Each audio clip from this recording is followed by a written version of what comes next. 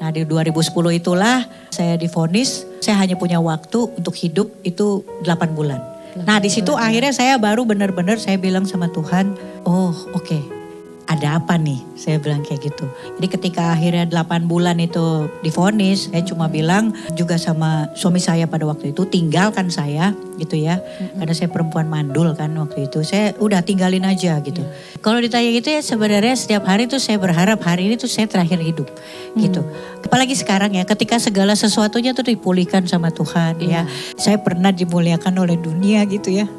Wah kalau aja mereka tahu dimuliakan oleh kemuliaan Tuhan tuh Jauh ya. jauh, pasti semua orang mau pindah. Iya. Shalom sahabat Significant Woman, apa kabar? Jumpa kembali dengan podcast kita TSW Talk. Apa kabar sahabat Significant Woman? Di tahun yang baru, tahun 2023, tahun bangkit dan menang. Jadi kita jumpa kembali, jangan lupa menyaksikan podcast-podcast TSW di tahun yang baru. Pastinya dengan narasumber yang luar biasa. Benar gak Bu Yayang? Betul sekali. Iya. Oke, narasumber kita hari ini adalah seorang presenter wanita cantik ya. Beliau adalah seorang presenter Sport TV yang terbaik. Wow, lulusan STT dan juga pengajar Kom 100. Luar biasa. Seorang pendiri founder Yayasan Kota Kembang Api.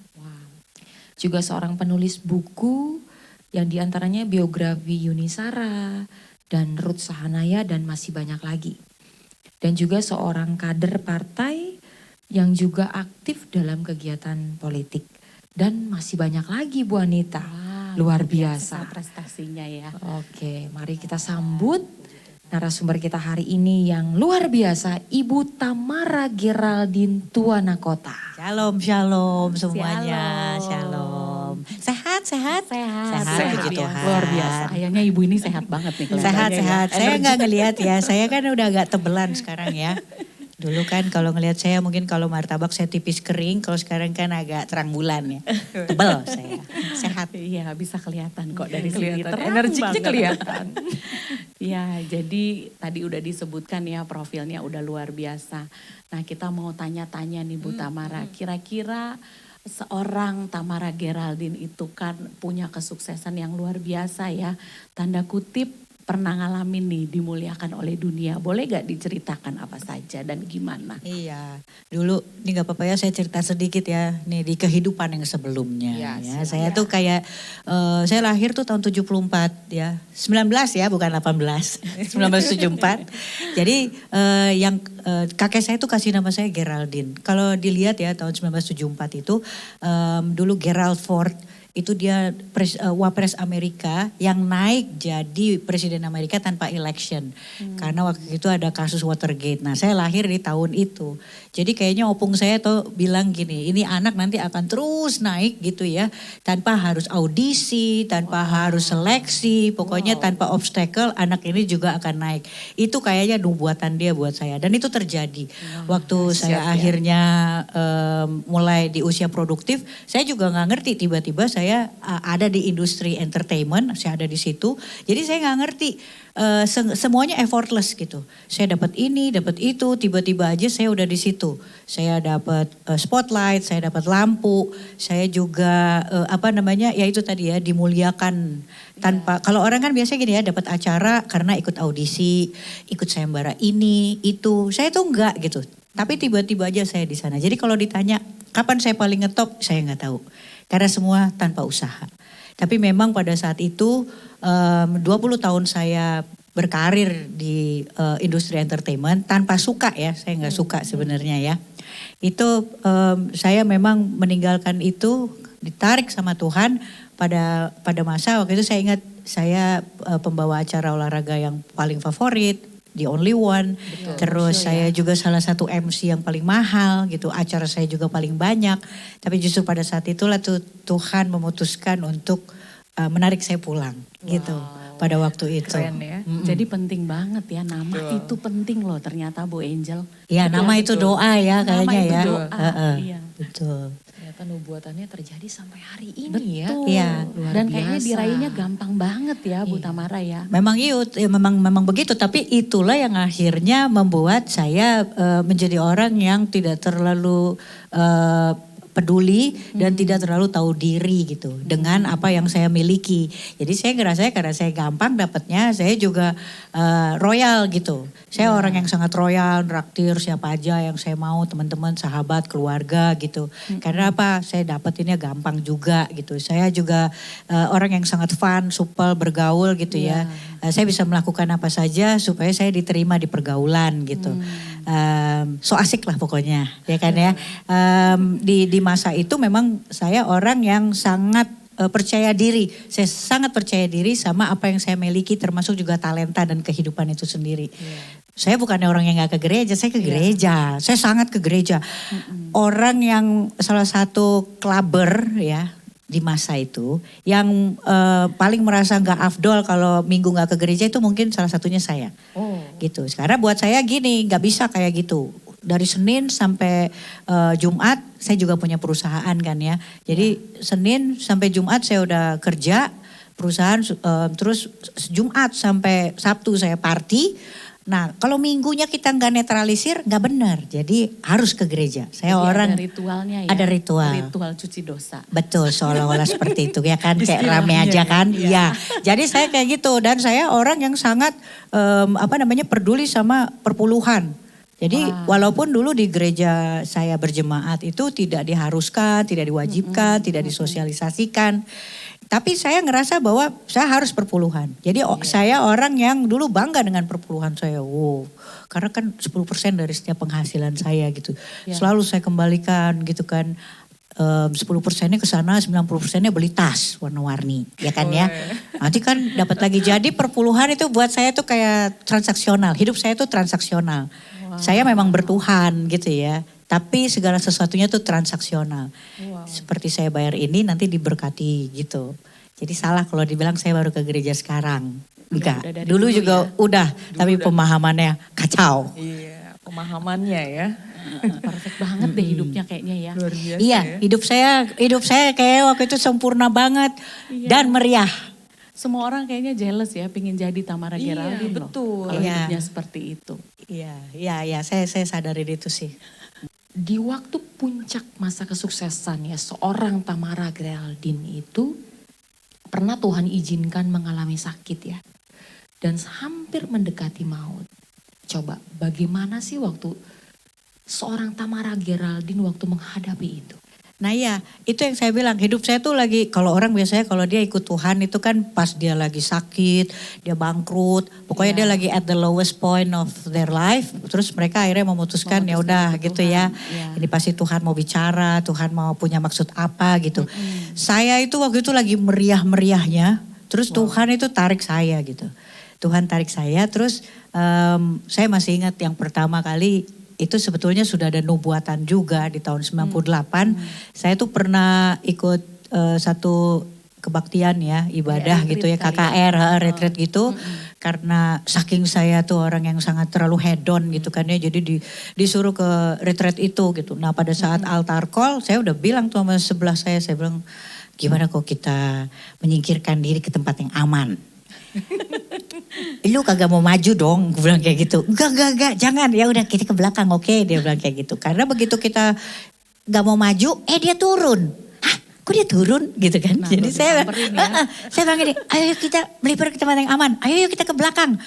Saya bilang jangan ke belakang juga, kalau dia nongol itu kan jalanan lebar. Coba kita cari ruang yang sempit. Oke, itu ada pilar, saya bilang itu. Tengah dan itu penuh kerubungan. Kita kagak bakalan ketemu. Akhirnya kita ke situ gitu. Tiba-tiba dia nyampe sana hamba Tuhan. Dia bilang ke teman saya itu masih dalam keadaan kita hangover ya waktu itu ya.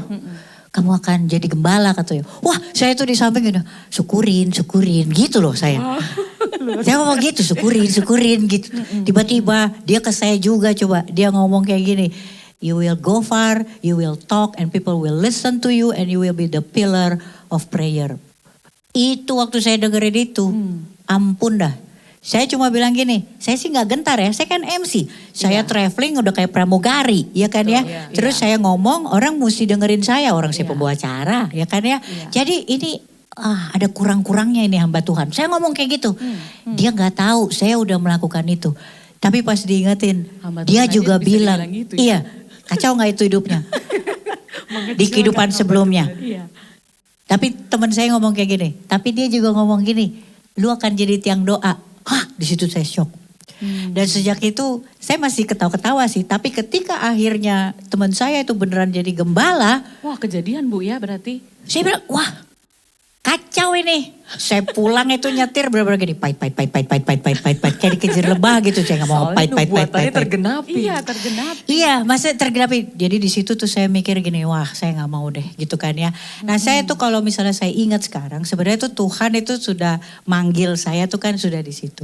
Cuma sayanya aja yang kabur-kaburan gitu. Sampai akhirnya kalau kita kembali ke yang vonis itu, akhirnya Tuhan memang memaksa saya untuk berhenti. Gitu, memaksa saya untuk berhenti.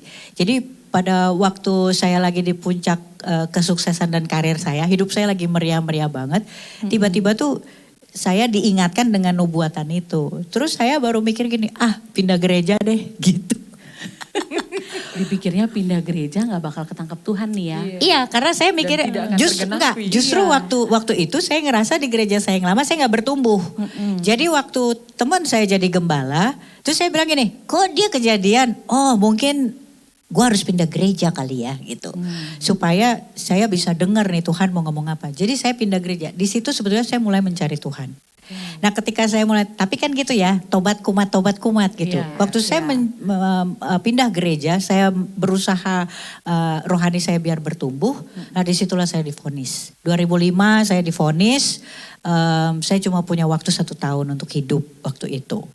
Nah di situ saya sebenarnya cuma bilang gini, lah ini gimana sih baru pindah gereja, baru mau menumbuhkan rohani, saya malah divonis gitu kan. Ya. Nah di situ sebenarnya saya pahit.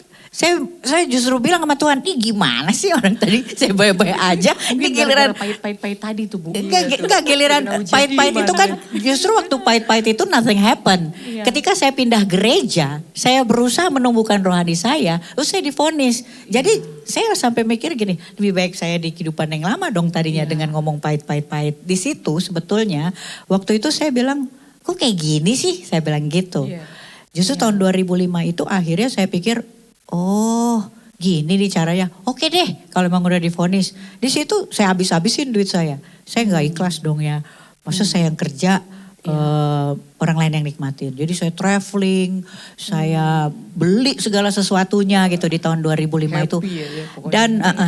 Dan uangnya gak habis juga. Ya karena kan tadi Bu Tamara berpikir ya umurnya udah pendek ya. Buat apa lagi kan punya harta banyak. Akhirnya jadi bangkrut ya Bu kalau nggak salah. Enggak, belum sampai situ. Jadi di situ 2005 saya divonis 2 kali. Jadi di 2005 justru saya pahit sama Tuhan, saya bilang sama Tuhan, oh gitu, oke deh kalau gitu sambil kita jalan pulang, let's have fun, oke? Nah di situ tuh saya akhirnya saya traveling, saya belanja, saya habis-habisin, duitnya nggak habis juga, ya. Tiba-tiba 2006 saya dinyatakan sembuh. Gitu.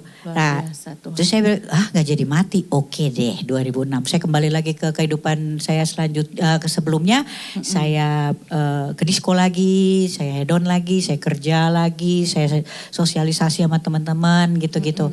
Itu saya kembali aja ke situ. Saya nikmati hidup saya itu lagi. Sampai akhirnya saya divonis lagi tahun 2010.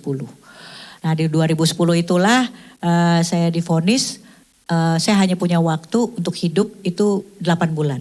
Nah di situ akhirnya saya baru benar-benar saya bilang sama Tuhan, oh oke, ada apa nih? Saya bilang kayak gitu. Nah, dan di situ saya akhirnya bilang oke, kalau kayak gini mungkin Tuhan udah nggak bisa saya bercandain lagi. Saya bahkan udah nggak minta disembuhin pada waktu itu karena menurut saya mukjizat nggak datang 2 kali.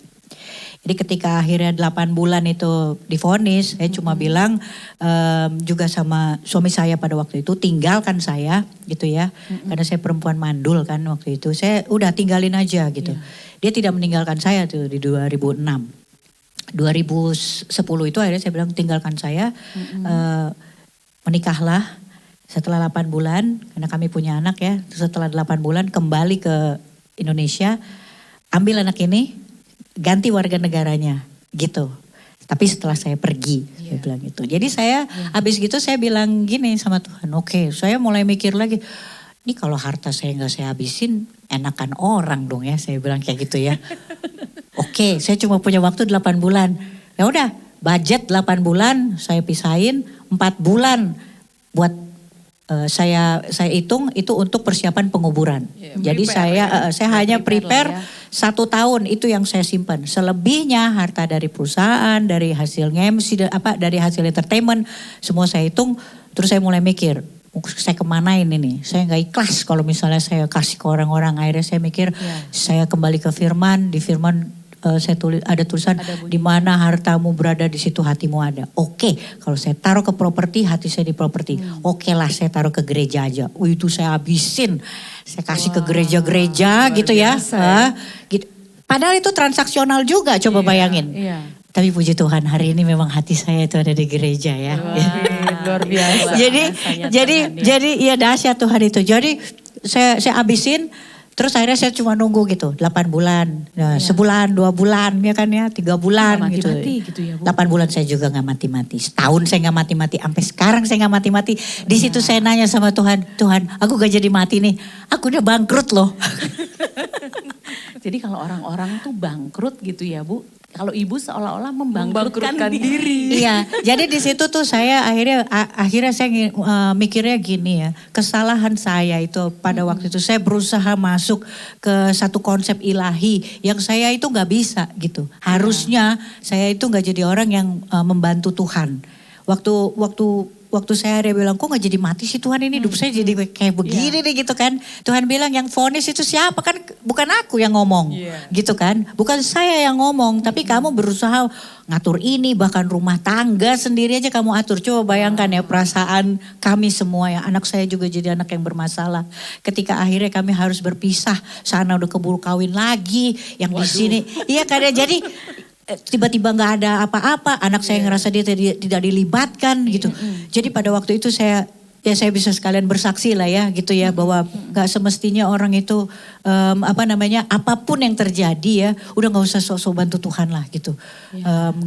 Karena maksudnya itu yang terjadi ketika kita mencoba-coba masuk gitu dalam perencanaan dan konsep ilahi, semuanya chaos gitu. Betul. Semuanya chaos. Saya aja sampai gini kali perasaannya Sarah ya waktu sok-sok nyari Hagar.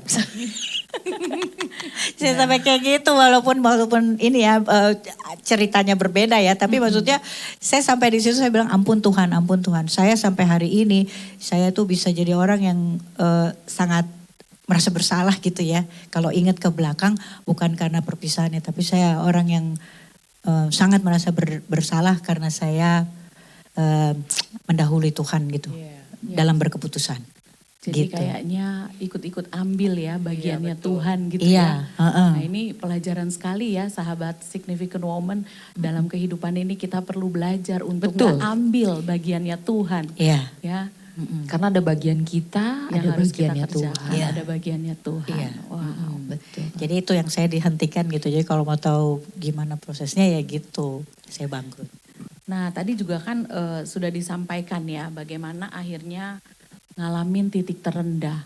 Nah gimana tuh Bu Tamara sikap hati ketika saat itu kan pasti mulai diubah sama Tuhan. Mulai sadar bahwa kayaknya kemarin-kemarin lo tuh terlalu sotoy. Jadi sekarang harus berubah sikap hatinya.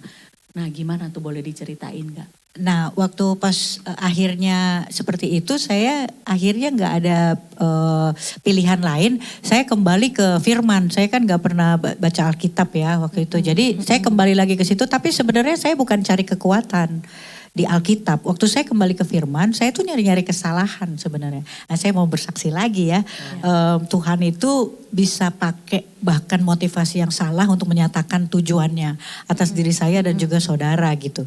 Jadi waktu saya kembali ke Firman itu sebenarnya tujuan saya tuh nyari-nyari kesalahan. Saya sampai ingin membuktikan bahwa maksudnya gini, Tuhan ini this is not right gitu loh. Pasti ada penjelasan gitu, penjelasan. waktu saya kembali ke firman tuh saya cuma nyari contoh gitu. Saya cuma nyari contoh, ini pasti kan pengulangan ya. Jadi saya cari contoh, ini nabi siapa sih yang udah pernah kayak begini gitu. Jadi saya nggak nyari ayat, biasanya kan orang gitu ya kalau misalnya lagi diproses Tuhan. Terus udah gitu buka Alkitab nyari ayat cocok logi gitu ya. Mana nih yang bisa memberikan kekuatan. Kalau saya waktu pas pertama kali kalau ditanyain gitu ya. Kan saya di gereja tuh kan sorry bilang, ya minta hati baru. Ya like how? Praktisnya gimana cara orang minta hati baru gitu kan ya. Gak ada yang bisa memberikan panduan praktis bagaimana seseorang itu bisa mendapatkan hati baru. Terus terang aja saya itu kan juga kan vonis itu karena saya pengerasan hati, sirosis. Saya mau dong bilang sama Tuhan gimana punya hati baru. Gak ada yang bisa ngasih tahu. Nah akhirnya saya cari ke firman, saya pikir gini, masa sih gak ada nabi yang pernah sirosis, insomnia gitu ya. Harusnya ada. Gitu kan ya. Pasti ada yang diabetes ada. Pasti ya kan ya semuanya. Itu tapi semuanya diselesaikan sama Tuhan. Jadi saya cari di situ mana nih nabi-nabi itu. Saya kembali ke firman, itu sebenarnya saya nyari-nyari termasuk nyari-nyari kacau deh ini. Pasti saya ada kelebihannya melebihi Daud. Karena Daud itu kan dia nulis Mazmur. Saya kan juga penulis Tuhan. Saya bilang kayak gitu. Terus saya bilang, kenapa sih namanya Daud ini the beloved? Yang dikasihi gitu. Kan Tuhan tuh maha pengasih, bukan pilih kasih. Terus kenapa namanya Daud yang artinya the beloved? Seluruh dunia akhirnya ngasih nama Daud gitu. What's wrong with my name? Saya bilang gitu. Akhirnya setiap hari itu saya buka Mazmur. Padahal kan Mazmur juga gak semuanya Daud ya. Demi saya pada situ, nih Tuhan, I can write better than this, saya bilang gitu. Jadi setiap hari itu saya nulis paling gak 2 baris tuh. Bagus kan, lebih bagus kan dari Daud. Saya kayak orang gila memang, kayak ngomong sendiri. Tapi ya sampai hari ini saya gak pernah tidur tanpa nulis 2 baris doksologi buat Tuhan. Sampai hari ini.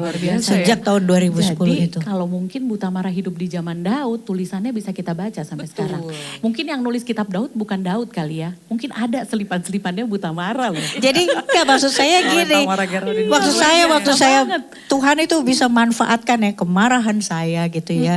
Dia bisa manfaat motivasi yang salah itu ya. Untuk pembuktian apa gitu. Sampai akhirnya di situ ada kesetiaan gitu. Hari ini itu kan salah satu jenis worship ya gitu. Ada doksologi, ada puisi cinta buat Tuhan walaupun cuma 2 baris.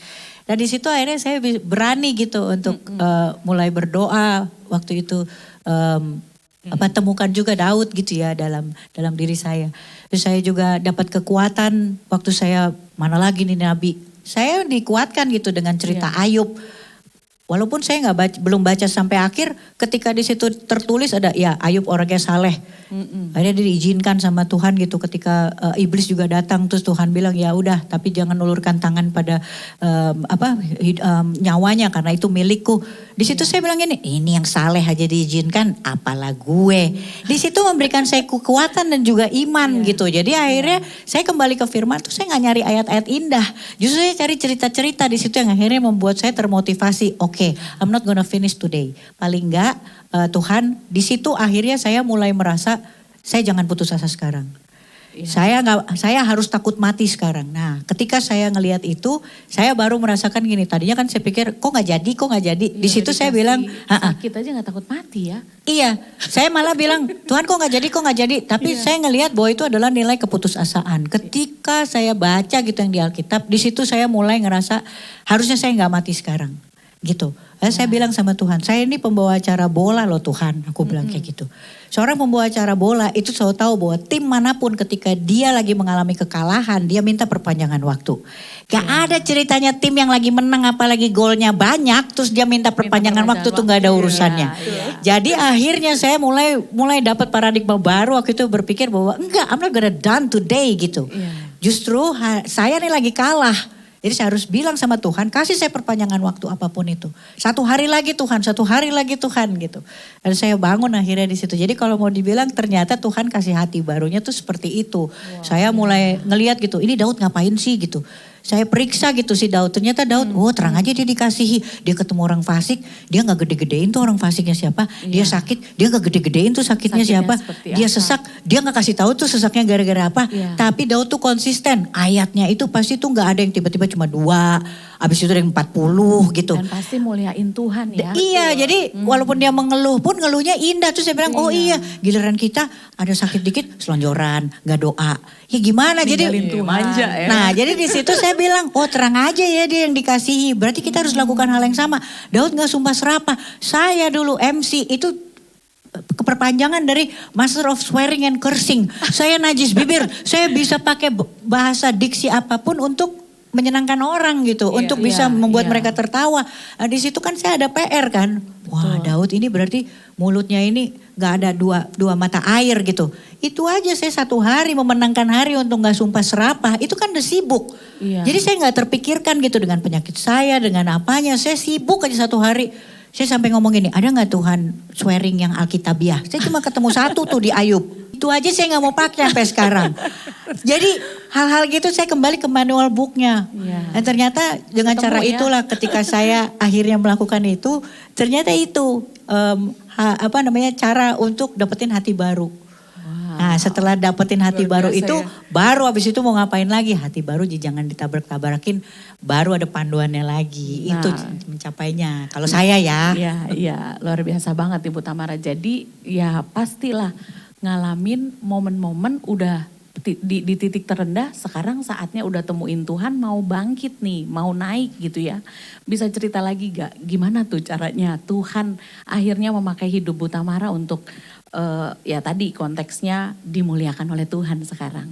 Iya, nah karena saya tuh orangnya sangat praktis ya, saya tuh pragmatis banget, saya itu jadi natural sehari-hari. Jadi ketika akhirnya saya mikir gini, Tuhan apa konfirmasinya saya punya hati baru gitu kan ya.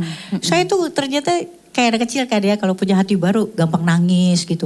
Ada yang kirim nastar nangis. Ih kok bisa sih, Tuhan baik banget. Pagi-pagi jam 8 dia kirim nastar gitu ya. Hal-hal kecil yang selama ini sebelum ini saya pikir ya wajar dong lu kasih nastar. Kan gue Tamara Geraldine, masa lu gak ngasih nastar?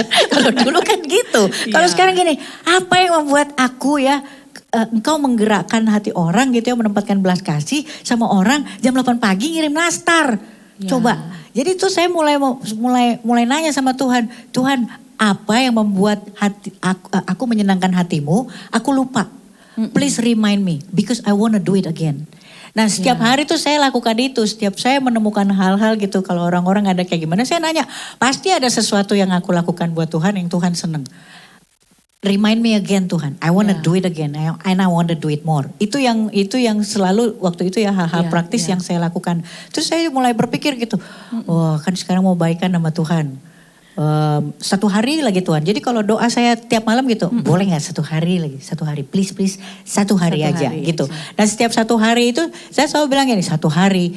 Saya mesti sampaikan pada semua orang kebanggaan saya jadi anak Tuhan. Nah saya harus nunjukin identitas saya. Tapi gimana, kita kan gak ada tuh yang ngajak khotbah, nyuruh doa, gitu-gitu kan gak ada. Orang baru juga tobat. Masa baru juga tobat tiba, ayo silakan berdoa, ayo bersaksi. Kayak rame aja. Enggak dong. Jadi waktu pas di situ saya bilang, tapi saya harus terus menunjukkan identitas baru. Nah itu saya mulai, kalau teman-teman bilang sih gila gitu ya. Tapi kan saya kenapa? Saya mulai ngomong sama janitor yang bersihin WC kalau misalnya saya di mall. Tuhan Yesus berkati gitu, tukang parkir. Tuhan Yesus berkati. Udah mulai rohani ya. Di situ saya juga gak ngerasa saya rohani. Saya cuma merasa bahwa saya harus perlu nunjukin identitas saya. Kebanggaan saya gitu loh sebagai anak Tuhan. Yang bilang Tuhan Yesus berkati itu cuma anak Tuhan. Nah saya mau kasih tahu terserah gitu. Saya gak akan digampar kok sama siapapun. Ya tukang yang mencetin lift lah gitu ya. Siapapun gitu. Nah itu rasa bangga saya. Until one day saya juga mengatakan itu kepada yang ngirim-ngirim makanan kan. Oke, Tuhan Yesus berkati gitu. Udah dia pergi 2 hari kemudian Tuhan mulai memfungsikan saya gitu. Tukang ojek itu bawa tukang nasi goreng. Bilang, Ibu pendeta. Hah? Saya bilang gitu. Ini teman saya minta didoakan. Ibu pendeta kan? Hah? Aku bilang gitu. Terjadilah sesuai dengan imanmu. Jadi benar sekarang ya. Jadi waktu saya bilang, Ibu dia mau minta didoain. Oh iya, oke, sebentar ya gitu. Sini dulu ya. Jadi di pagar.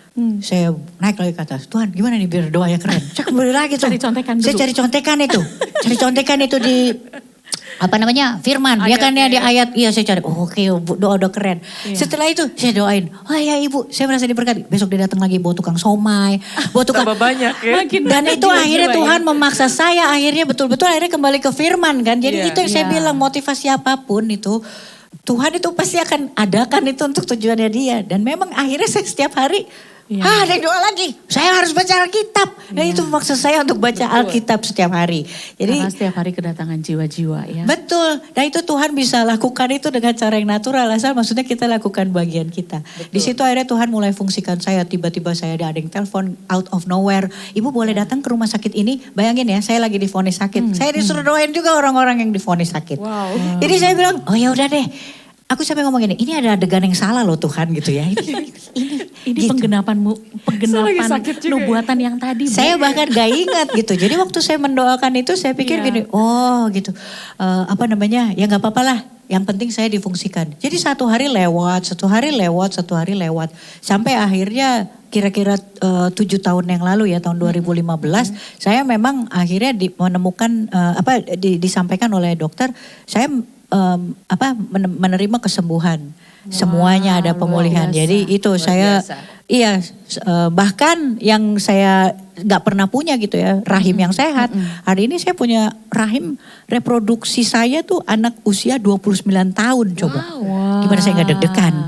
Gitu. Gak ada yang mustahil ya. Iya jadi gitu. Tapi saya tahu bahwa pemulihan sama kesembuhan ini udah gak ada urusan sama saya sendiri gitu. Pasti ada nilai kesaksian dan itu urusannya dengan pengabaran Injil gitu. Ya jadi. Wow luar biasa ya. Luar biasa banget. Jadi dari setiap apapun yang Bu Tamara lakukan itu Tuhan luputkan ya. Dari hal vonis. Bahkan maut ya. Maut luar biasa ya.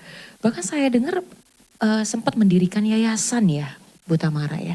Iya, jadi kalau yayasan sendiri itu memang tahun 2015 setelah saya akhirnya bilang sama Tuhan ya udah deh, saya ikut prosesnya ya. Kayaknya Tuhan serius banget sama saya gitu ya. Udah makin banyak ini tukang-tukang datang ke rumah gitu minta didoakan gitu kan. Ya, akhirnya saya bilang ya udah fungsikan saya Tuhan. Tiba-tiba tuh Tuhan mulai mendekatkan saya sama orang-orang yang juga divonis dan gak tahu gimana caranya mereka itu akhirnya tinggal sama saya. Saya juga gak sadar tiba-tiba saya membuka tumpangan gitu ya dari tahun 2015. Jadi saya mulai tinggal sama orang-orang asing bertahun-tahun gitu. Orang-orang yang saya gak kenal Tuhan kirim gitu ya. Jadi dengan yang LGBT, dengan yang HIV, dengan yang membunuh diri, aborsi. Semua itu pernah berbagi hidup sama saya di rumah. Nah itu kan silih berganti. Waktu pada saat yang pertama itu mereka biasanya gitu ketika mereka udah selesai mereka minta dibaptis di rumah oleh gembala saya. Terus setelah itu ganti lagi gitu orangnya. Nah saya bingung ini yang saya lakukan tuh apa. Saya juga mulai diserang oleh kiri kanan gitu ya. Termasuk juga keluarga saya gitu ya. Orang tua saya aja nganggap saya ini sekte apa lagi.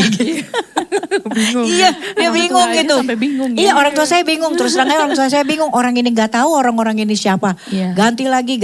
Nah, di situ saya mulai berpikir Tuhan ini pasti ada penjelasannya. Saya nggak ngerti apa yang saya lakukan. Tapi setiap yang ada di sini kenapa sembuh ya Tuhan? What's wrong with me? Mereka semua sembuh gitu ya. Kok saya nggak gitu? Tanpa saya sadar saya juga sembuh gitu kan. Nah terus Tuhan bilang karena saya mulai diserang Tuhan arahkan saya untuk bikin yayasan. Yayasan itulah akhirnya yang menjadi karena kan saya single ya waktu itu dengan anak gitu. Yayasan itu akhirnya menjadi perlindungan Tuhan untuk panggilan pelayanan. Sampai hari ini. Nah saya akhirnya juga dipaksa sama Tuhan didisiplinkan masuk ke sekolah teologi. Nah di situ saya mulai cari tahu apa sih ini yang saya lakukan. Pasti ada penjelasan teologis gitu. Nah di situ saya baru tahu ini pemuritan. Ini pemuritan ternyata saya membuka tumpangan. Gak ada yang salah. Go ahead gitu. Jadi Tuhan bilang gak ada yang salah. Ini against all odds. Semua pasti seluruh dunia gak bisa terima ini. Tapi teruskan gitu loh. Itu terus silih berganti sampai akhirnya sampai hari ini saya masih membuka tumpangan buat orang. Yayasan itulah cara Tuhan melindungi panggilan pelayanan saya. Wah jadi luar biasa banget ya. Sahabat Significant Woman hari ini pasti diberkati banget nih lewat podcast kita. Betul. Kehadiran satu contoh ya buat setiap kita bahwa lewat lewat setiap struggling yang dihadapi ternyata Tuhan punya maksud dalam hidup kita. Dan ini buktinya gitu ya. Betul. Tuhan belum selesai, mau maut di depan mata, kalau Tuhan belum selesai, Tuhan akan terus kerjakan bagiannya. Nah jadi Ibu Tamara boleh gak kasih sedikit konklusi mungkin karena penulis nih ya, ada gak hal-hal yang mesti di underline buat sahabat-sahabat significant Sebentar, woman? kan this is display. Displaynya Tuhan displaynya yang luar biasa Tuhan, ya. betul. Karena apa? Saya waktu tadi dengar dari kesaksian-kesaksiannya seorang Tamara Geraldine, wow luar biasa ya. Betul-betul menghidupi panggilan Tuhan yang benar-benar dikejar Tuhan. Sampai untuk terima yang namanya nubuatan aja turun, tapi tetap aja hamba Tuhannya turun untuk bisa menubuatkan. Mau lari Itu kalau ngumpet dimanapun mau ngumpet gak bisa. dimana aja kalau memang Tuhan berkehendak. Iya. Wow, maka kehendaknya jadi. Luar biasa. Sebelum konklusi, saya mau tanya satu hal terakhir. Ya. Jika hari ini adalah hari terakhir seorang Tamara Geraldine, hidup apa yang seorang Tamara Geraldine lakukan? Iya, kalau ditanya gitu ya sebenarnya setiap hari tuh saya berharap hari ini tuh saya terakhir hidup gitu. Karena apalagi sekarang ya ketika segala sesuatunya tuh dipulihkan sama Tuhan ya.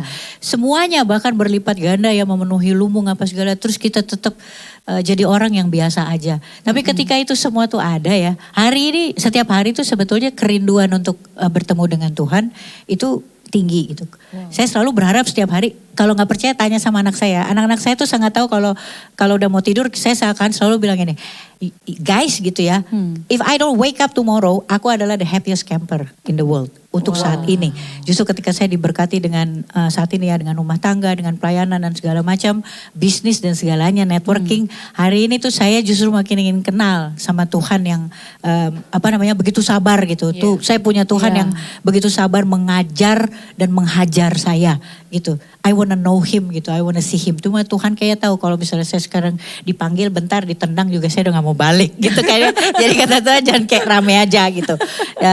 Kalau itu kesaksian saya sih. Justru kalau sekarang gitu saya sangat rindu gitu untuk ketemu sama Tuhan. Sama Tuhan. Itu yang saya bilang gitu. Ketika kita itu lagi saya gak tahu ya, ini kan saya sendiri ya. Saya ngerasa hidup saya tuh sekarang itu saat itu lagi menang banyak gitu.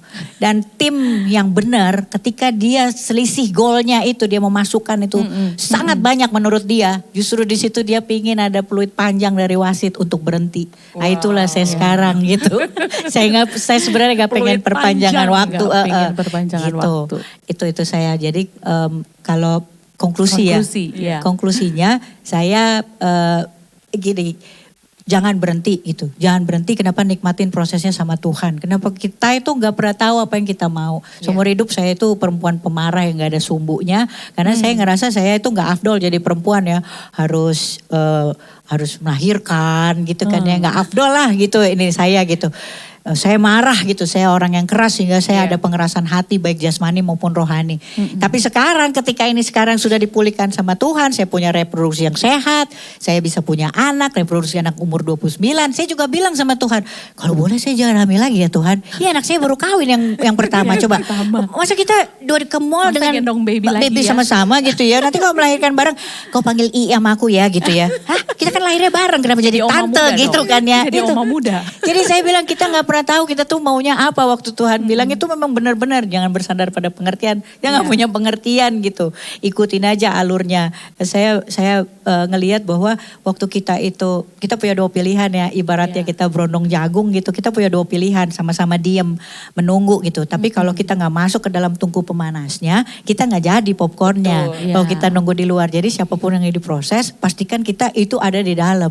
Kalau misalnya mau lebih ekstrim bilang sama Tuhan, panaskan tungkunya 7 kali lipat, sempurnakan Tuhan, akselerasi. Biasa ilustrasinya nih. Aku sampai bilang gini sama Tuhan, aku tahu Tuhan kehabisan waktu kan, oke lah kita percepat aja gitu. Sampai bawah deh. Dan nikmatin proses sama Tuhan itu menyenangkan. Menyenangkan. Juga untuk yang sekarang dimuliakan, saya pernah dimuliakan oleh dunia gitu ya. Wah, kalau aja mereka tahu dimuliakan oleh kemuliaan Tuhan tuh. Jauh ya. Jauh, pasti semua orang mau pindah. Iya. Amin. Luar biasa. Tuh kan jadi cengeng kalau. Tapi Gak inilah apa-apa, yang karena keluar itulah wanita. dari hati ya, luar biasa. Ya. Sebelum kita menutup podcast kita pada hari ini, saya rindu Ibu Tamara Geraldine Tuana Kota akan mendoakan untuk para sahabat The Significant Woman pada hari ini. Ya, karena kita sudah diberkati oleh kesaksiannya yang sangat diberkati. sangat luar biasa. Saya pun jadi hostnya, wah diberkati banget gitu ya setiap ngobrol dengan Ibu Tamara yang luar biasa. Boleh berdoa Bu buat para sahabat Ya. TSW. Terima kasih Tuhan, Bapak kami mengucap syukur ya Tuhan dengan keberadaanmu ya Bapak sebagai Bapak yang begitu setia Tuhan, begitu mempesona kami setiap hari ya Tuhan. Engkau dahsyat, Engkau begitu sabar Tuhan untuk kami. Kadang Engkau mendisiplinkan kami tapi Engkau tidak pernah meninggalkan kami. Tuhan secara khusus aku mau berdoa untuk siapapun Tuhan, semua yang bukan kebetulan ya Tuhan, bukan tanpa rencana Engkau dekatkan untuk menyaksikan acara ini ya Bapak. Kiranya Tuhan, aku mengimpartasi hati Tuhan, hati yang mau diproses, hati yang mau bersabar Tuhan, hati yang bertekun Tuhan, hati yang mau bertelut setiap hari untuk mendengarkan apa yang menjadi rencanamu ya Tuhan. Aku berdoa untuk yang ada di sini Tuhan, menempatkan Engkau kembali Tuhan, berdaulat atas hidup mereka ya Tuhan. Memberikan mereka hati baru, hati yang lunak yang bisa dibentuk. Ganti semua hati Tuhan, hati yang tidak bisa ditata ulang ya Bapa. Terima kasih Tuhan, Engkau sudah menjadi Allah pemelihara selama ini. Kami percaya Tuhan ketika Engkau sejauh ini Tuhan, Engkau sudah menolong kami. Engkau sudah pernah membantu kami dan dengan kreativitasmu yang begitu ilahi, Engkau akan melakukannya juga kepada kami sekali lagi. Terima kasih Tuhan, ampuni kami Tuhan atas segala kesalahan kami. Ampuni Tuhan atas segala ketidaktahuan kami. Berikan kami pemahaman yang baru bagaimana bersenang-senang Tuhan setiap hari bersama dengan Engkau. Dalam nama Tuhan Yesus Kristus kami berdoa dan mengucap syukur. Kami membawa semua perkara kami, Engkau sudah di depan kepada Allahku, Allah yang kami percaya, Allah kemana kami membawa semua perkara. Dalam nama Tuhan Yesus Kristus, haleluya, amin. Amin. Oke, terima kasih Bu Tamara. Terima kasih Bu Tamara. Ini acaranya jadi sedih. Luar biasa. Sedih tapi menyenangkan. Jadilah pemenang Terima kasih ya. bukan hanya di arena, di lapangan. Tapi jadilah pemenang bagi hati sesamamu. Amin. Tuhan Yesus memberkati.